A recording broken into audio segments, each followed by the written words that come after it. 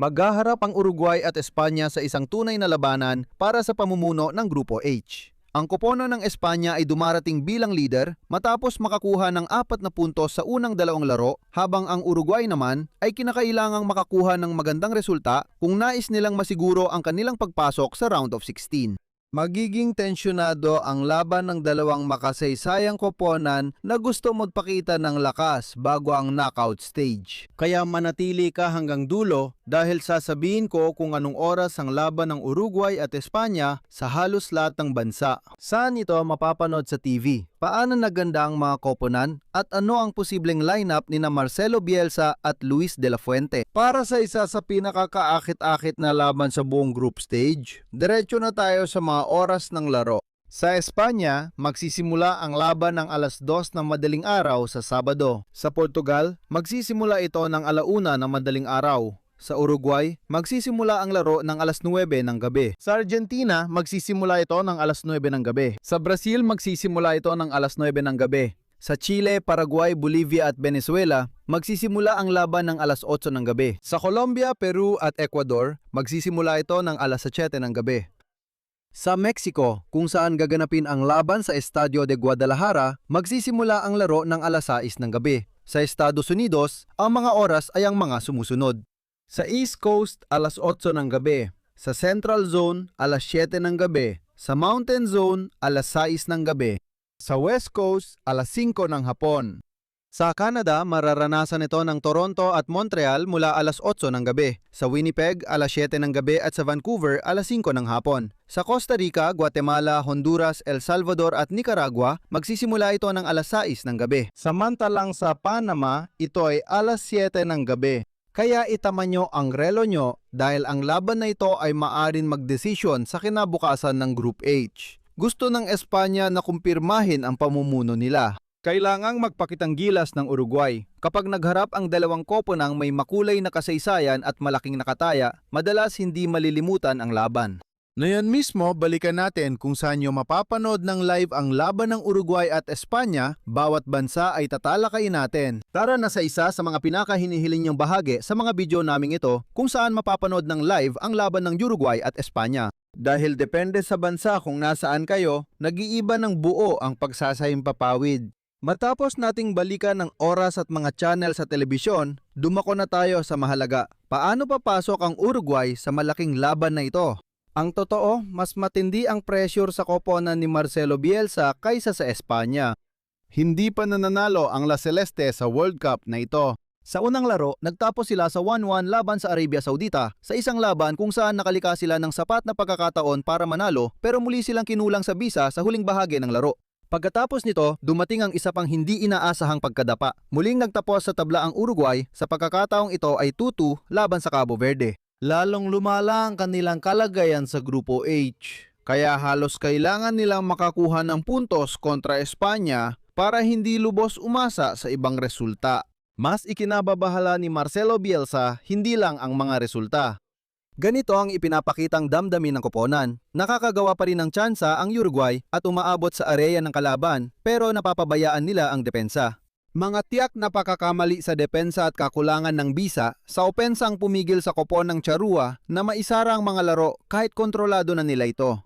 Eksaktong iyon ang nangyari laban sa Cabo Verde kung saan nauna pa ang Uruguay pero sa huli ay pinakawalan nila ang dalawang napakahalagang puntos. Gayunpaman, kung may isang bagay na nagpapakilala sa mga koponan ni Marcelo Bielsa, ito ay ang hindi nila kailanman tinigilan ang pakikipaglaban. At kapag pinag-uusapan natin ang Uruguay, lalo pa itong totoo. Dahil ang koponang ito ay sanay ng umangat sa mga sandali ng matinding pressure.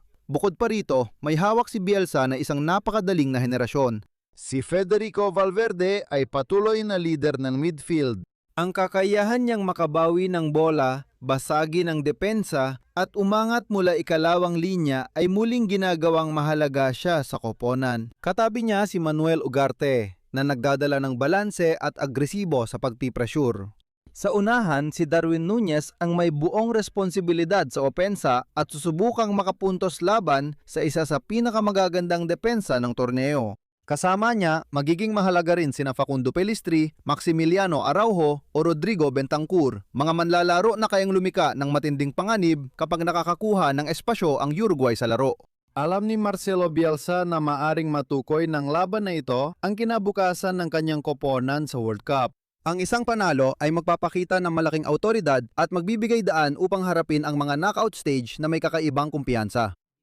Sa kabilang banda, kung tabla o talo ang Uruguay, aasa sila sa resulta ng laban ng Cabo Verde at Saudi Arabia na ayaw ng kahit sinong coach kung nakataya ang pag-usad sa susunod na yugto. Kaya naman inaasahan ang mas agresibong bersyon ng Celeste, isang koponan na mula pa lang sa unang minuto ay maghahanap na ng panalo. Dahil kaharap nila ang Espanya pero alam ng Uruguay na hindi na ito basta-bastang laban lang. Malaki ang tsansang laban na ito ang mapapabago sa kanilang World Cup kampanya. Simulan natin sa Espanya na may mataas na inaasahan. Dahil ikatlong laban na ito ng Kopo ng Espanyol sa group stage, mapapanood ng buo ang laro sa Channel Isa ng Telebisyon Espanyola at sa RTVE Play mula sa kahit anong device. Mapapanood din ito sa DAZN na nag-aalok ng lahat ng 104 na laban sa World Cup 2026. Sa Uruguay, mapapanood ang laban sa D-Sports, DAZN at mga pangunahing pay TV platform na may karapatan sa World Cup. Sa Portugal, Sport TV ang nangangasiwa sa pagsasahimpapawid.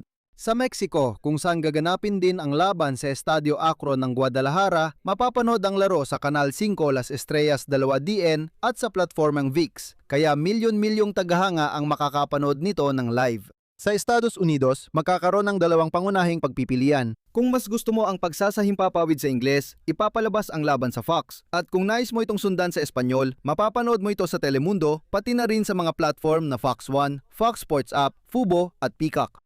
Sa Canada, ang pagsasahimpapawid ay sa TSN, CTV at RDS para sa mga Pranses na manonood. Kung pupunta tayo sa Timog Amerika, karamihan ng bansa ay may broadcast mula D-Sports at may libreng pagsasahimpapawid depende sa teritoryo.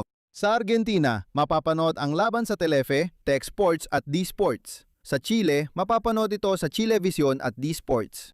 Sa Colombia, ipapalabas ito sa Caracol Televisión, RCN at D-Sports. Sa Peru, mapapanood ito sa America Televisión at D-Sports. Sa Ecuador, mapapanood ang laban sa Teleamazonas at D-Sports. Sa Venezuela, mapapanood ito sa Televen at D-Sports. Sa Bolivia, ipapalabas ito sa Red Isanitel at D-Sports.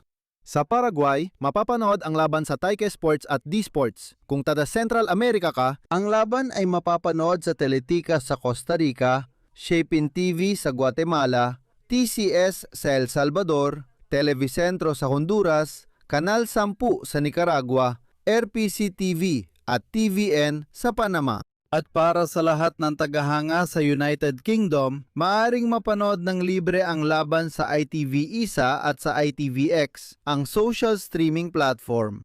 Kaya alam nyo na, hindi mahalaga kung saang bansa kayo nanonood dahil mapapanood nyo ang isa sa pinakamahalagang laban sa huling araw ng group stage. Teka lang, dito na magsisimula ang totoong kapanapanabik. Tatalakayin natin kung ano ang lagay ng Uruguay bago ang laban na ito. Bakit kailangang magpakitang gilas ang team ni Marcelo Bielsa at ano ang dapat nilang gawin para maiwasan ang eliminasyong magiging isang napakalaking dagok sa World Cup na ito.